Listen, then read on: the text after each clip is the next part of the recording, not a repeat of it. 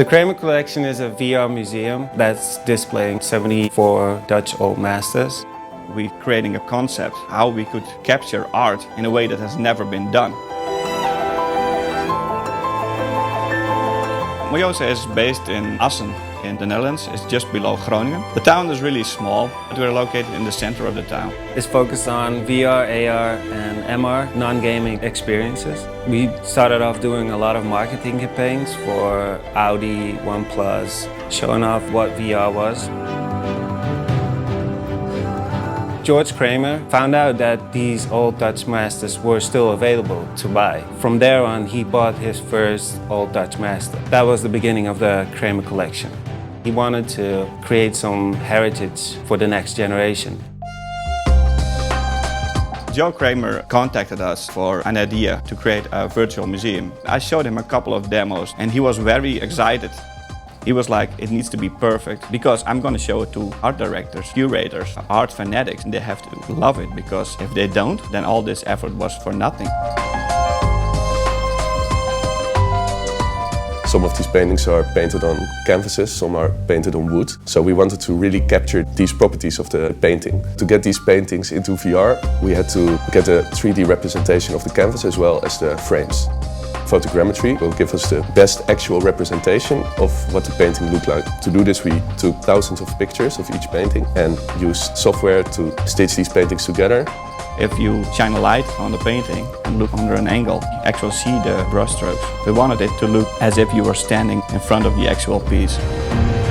I would like to welcome you to the Kremer Museum VR, the first virtual reality museum in the world. Every painting has its own voiceover, which is George Kremer telling more background information on the painting. And for people that cannot hear, there's text as well. VR has helped us overcome some obstructions in real life. We took a look at how paintings are lit. Normally you have like three-point lighting, shadows casting on the painting. So in VR we can eliminate that. We've taken a lot of time to assess each painting and see what kind of lighting it needs. Hard, soft, even the color in the reflections. In a normal exhibition, you have to hang the paintings on a certain height. If you're in VR, you can change the hanging height and make it optimal lit for that person. As a user, you can really approach the painting unlike you could in a museum. In our museum, you can get really up close, see details you can't even see in the real painting. At Sotheby's, George Kremer had the opening of his museum. They were all not really knowing what to expect. You must understand that you're talking to curators who look at millimeters of paint every day. Most of the people are really confident that this is going to be an extension to the museum experience. Initially, we developed this on the HTC VIVE. The quality of our models is so high in the detail that we need a good resolution. Once the HTC VIVE Pro came out, we've really seen a big difference in quality. It's without a doubt the best fidelity you can get at this moment.